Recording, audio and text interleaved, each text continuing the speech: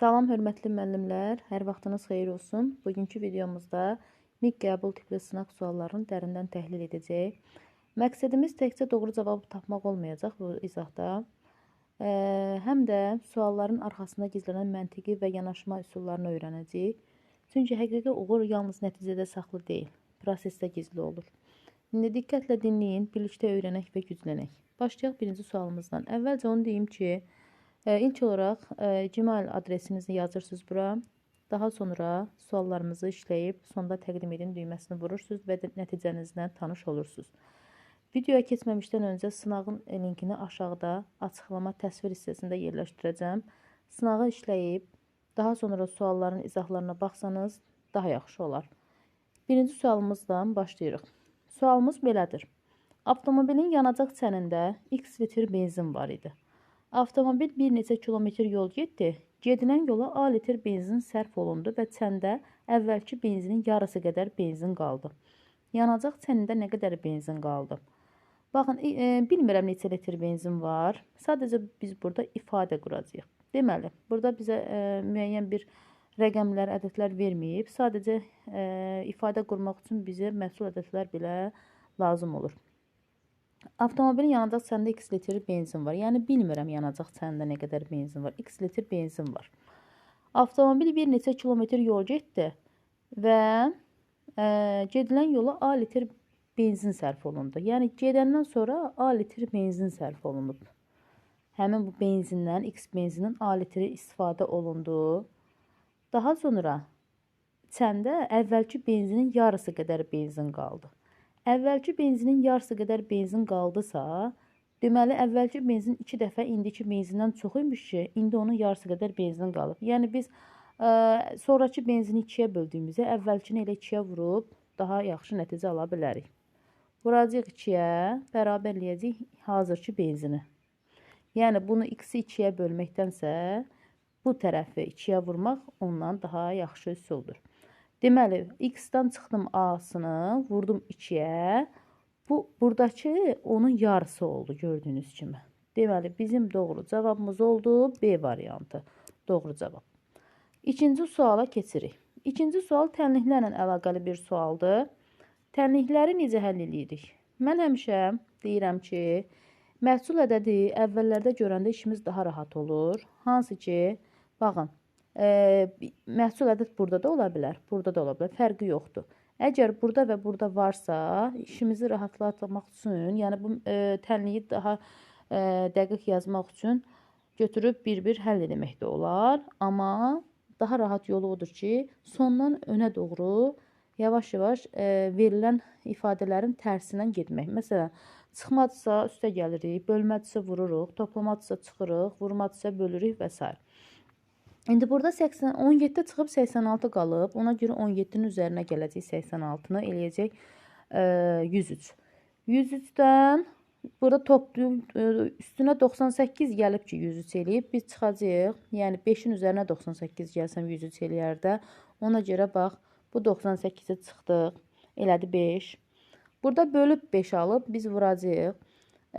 Vurduq 5-ə 25. Vurduq 3-ə 15. Bax, bu formada gedirsiniz. 25-i vurduq 3-ə 75. 75-dən çıxdım 19-unu. Çünki burada toplamadır. Çıxdım 19-unu 56. 56-nı vurdum 2-yə. Neçə eləyir? 112. 112 və bizim artıq tənliyimiz sadə bir tənlik formasına düşdü. Necə ki, 28-in üzərinə 12 x-i gəldim. Bizə verdi neçə? 112. Buradan sadə tənliyimizi həll edirik. 12 x bərabərdir. 112-dən 28 çıxıram. Elir 84. X də bərabərdir. 84-ü 12-yə bölürəm. Verir bizə neçə? 7. Bizim variantlarda axtardığımız cavab həmin bu cavab olmalıdır. Bir-bir variantlara baxırıq. Bu inteqrasiya sualı adlanır. Bütün, belə deyim, elə olur ki, variantlarda bütün mövzulara toxunulur. Görək hansı mövzulara toxunmuşuq. Deyir ki, ən böyük bir rəqəmli cüt ədəddən böyükdür. Ən böyük bir rəqəmli cüt ədədimiz hansıdır? Ən böyük bir rəqəmli ədədimiz 9-dur, amma 9 tək ədəddir. Bizdən cüt ədəd istəyir, olur 8. 8-dən böyükdürmü 7? Xeyr. 8-dən 7 8-dən kiçikdir. Onun üçün A variantı bizim yanlış cavabımızdır. Bizdən doğrunu istəyir. Rəqəmlərin müxtəlif ən böyük 2 rəqəmli tək ədədlə cəmi 104-ə bərabərdir. Rəqəmlərin müxtəlif ən böyük 2 rəqəmli tək ədəd 99 deyərdim, amma rəqəmləri müxtəlif deyir, onun üçün 97 deyirəm. Ən böyük 2 rəqəmli tək ədədlə cəmi, yəni bu 7-nin cəmi deyir 104-ə bərabərdir. Doğrudan da 97 ilə 7-nin cəmi 104-ə bərabərdir. Cavabımız B variantı. Yenə də digər variantlara baxaq. Ən kiçik tək ədədlə cəminin 2 misli 18-ə bərabərdir. Ən kiçik tək ədədimiz 1-dir. 1 ilə 7-nin cəmi eləyəcək 8, onun 2 misli 18 yox, 16 eləyir. Onun üçün cavabımız səhvdir. Ən kiçik 3 rəqəmli tək ədəddən 15 dəfə kiçikdir deyir. Ən kiçik 3 rəqəmli tək ədəd 101-dir. Rəqəmlər müxtəlif demir, onun üçün 101-in rahatlıqla götürə bilirəm. 101-dən 15 dəfə kiçik demək, yəni 101-i 15-ə böl deməkdir. O da 101-də 15-ə bölünmür. D variantı da yanlış cavabdır. Doğru cavabımız oldu B variantı. Burada işarə eləmişik mi? Xeyr. Aha. Üçüncüdə. A ədədini 42-yə böldükdə natamam qismət B qalıq 24 alınır. A ədədini 21-ə böldükdə natamam qismətdə neçə alınacaq? Deməli, A ədədini 42-yə bölürük. Bax, A-nı böldüm 42-yə. Natamam qismətdə B alındı. Qalıqda isə 24 alındı. Bizim qalıqlı bölmə dərsimizdə belə bir qayda var idi ki, bölünəni tapmaq üçün natamam qisməti bölünə vurub üzərinə qalıq gəlirik. Natamam qismət burada B-dir. Yəni, B-ni 42-yə vuracaq, olacaq 42B. Üzərinə qalığı gəlsəm, 24-ü gəlsəm, mənə bölünəni, yəni A-nı verəcək.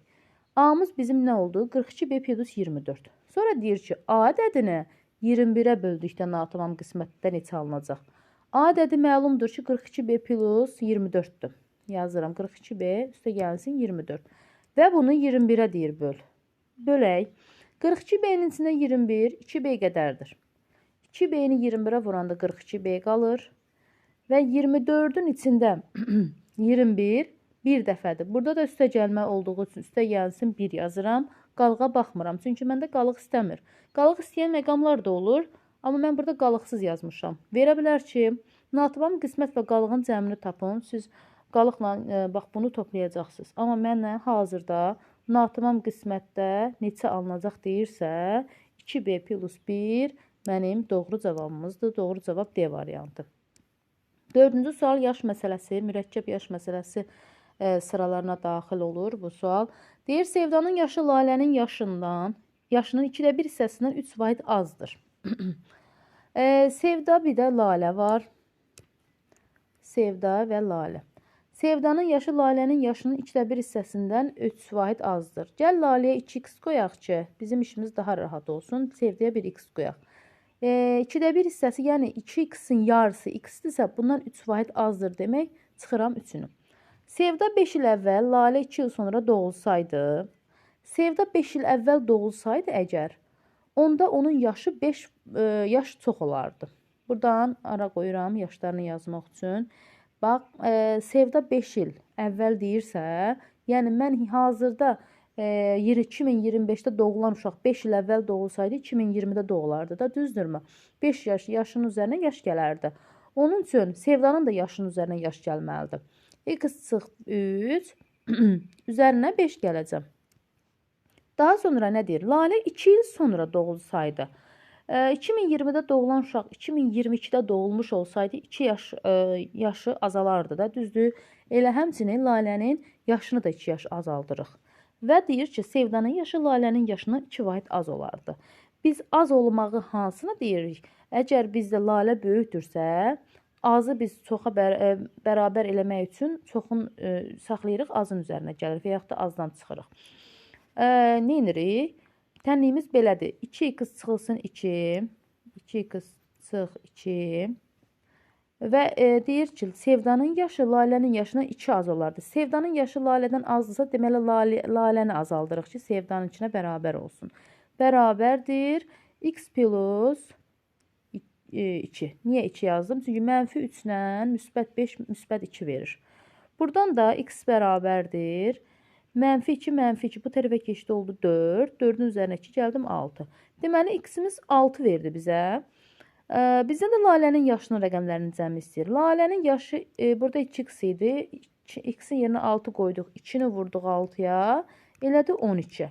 Və rəqəmləri cəmi də 1-in üzərinə 2 gəlirəm. Eləyir 3. Rəqəmləri cəmi 3 vermiş olur. Doğru cavabımız A variantı. 5-ci sual. 2023 MİQ imtahanına düşmüşdü bu sual. Demək olar ki, eynidir. Bəlkə də rəqəm fərqi ola bilər, amma eyni tip sualdır. Televizorun qiyməti avtomobilin qiymətini göstərən ədədin yüzlüklər mərtəbəsindəki rəqəmin mərtəbə qiymətindən 3 dəfə çoxdur. Avtomobilin qiyməti 48.600 manatdırsa, yazıram bura 48.600 manatdırsa, televizorun qiymətini tapın. Deməli, televizorun qiyməti nə qədər idi? Avtomobilin qiymətini göstərən ədədin yüzlüklər mərtəbəsi. Təklik, onluq, yüzlüklər mərtəbəsinin mərtəbə qiymətindən 3 dəfə çoxdur. Mərtəbə qiymətini necə tapırdıq? Ədədi olduğu kimi saxlayıb digərlərini sıfıra çevrilirdi. Elə burada hazır şəkildə özü var. Yəni 600-dən 3 dəfə nədir? Çoxdur. Cavab 1800 manat eləmiş oldu. Doğru cavabımız C variantıdır. 6-cı suala baxırıq. Xalça MİQ imtahanında qarşımıza çıxan məsələ tipidir. Xalçanın eni 2 metr, uzunluğu x metrdir. Deməli, belə bir otaq çəkirəm. Çünki otağın içində xalça olur da. Boş yerə sərməyəcəklər ki.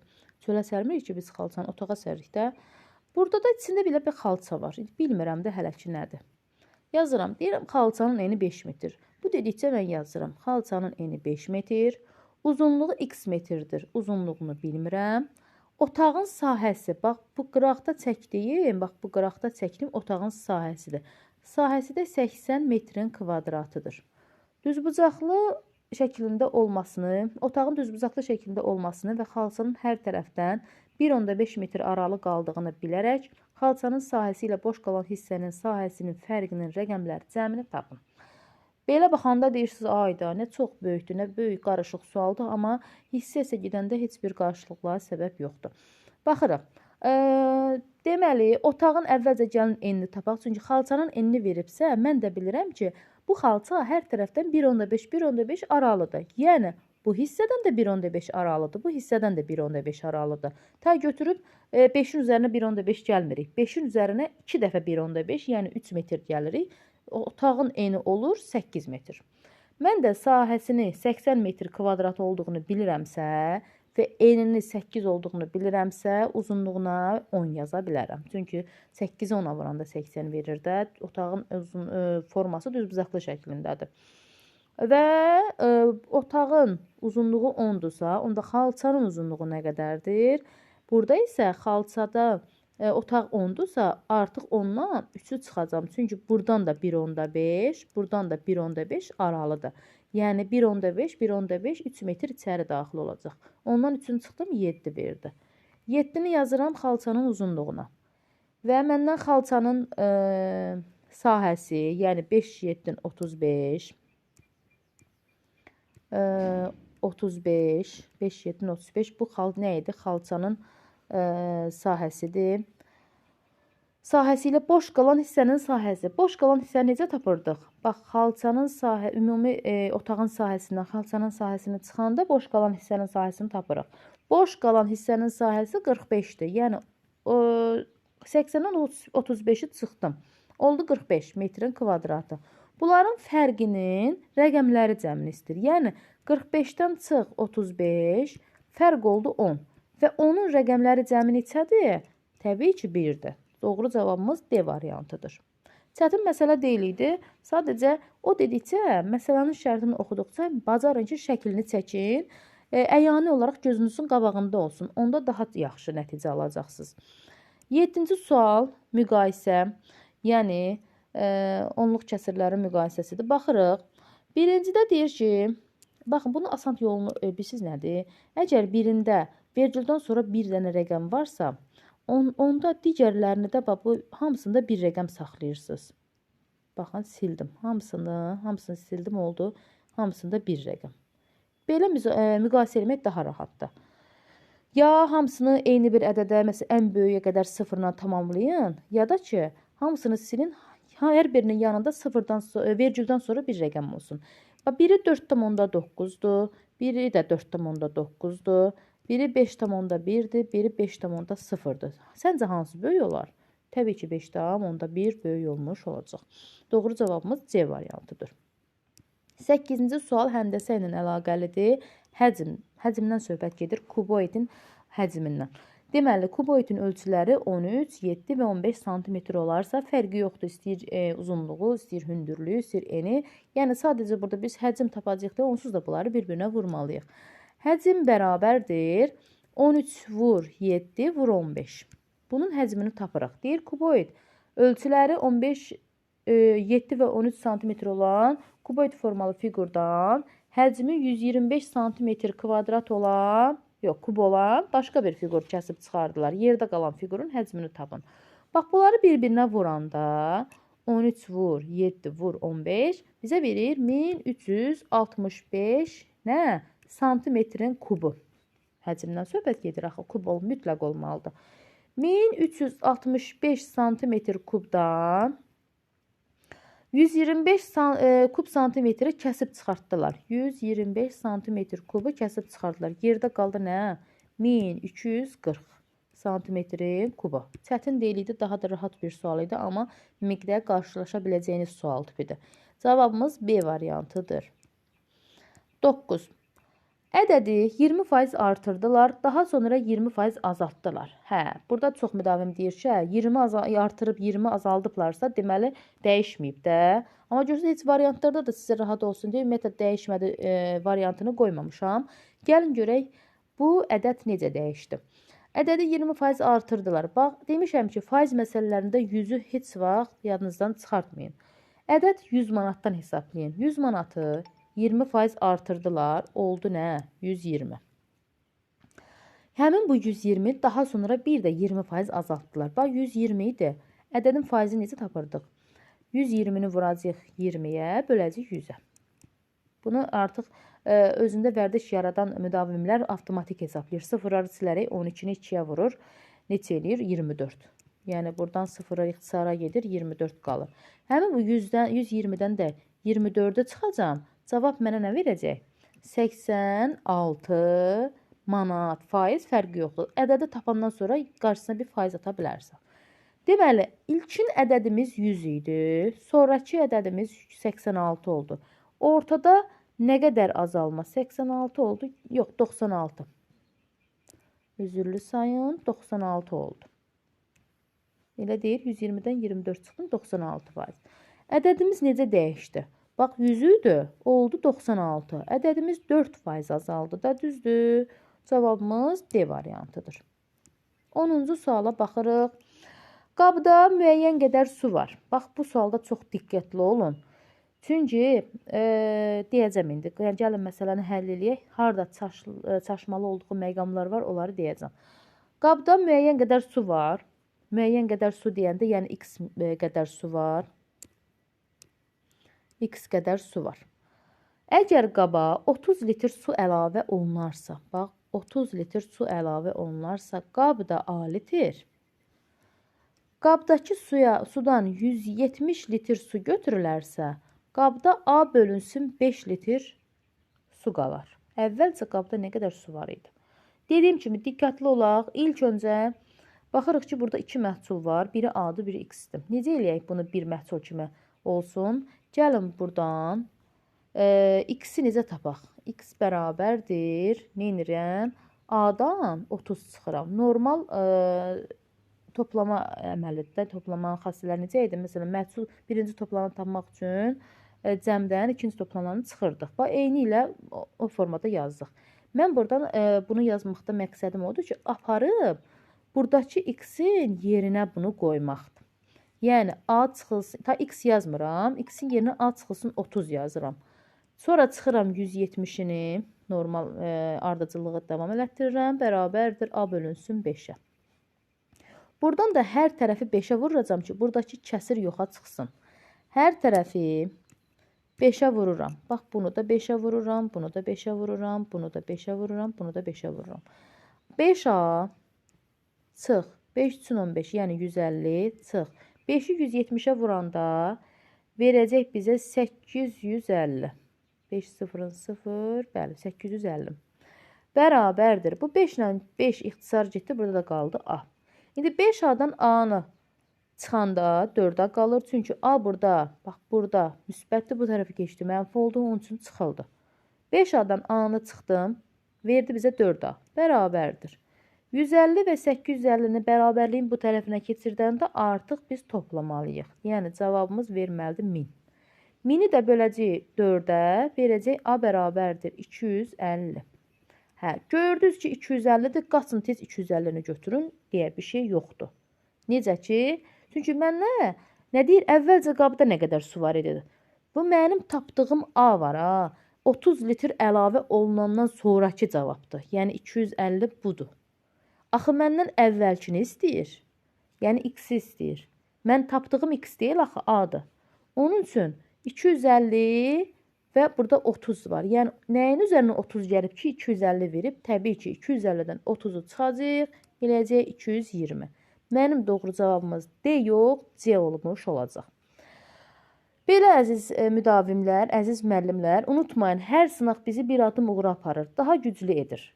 İnanın ki, çalışsanız, uğura gedən yolda daha severək addımlar atacaqsınız. Necə deyirlər, inanmaq bacarmağın yarısıdır. Görüşərik dostlar, bugünkü izahın sonuna gəldik. Özünüzə yaxşı baxın, sağ olun.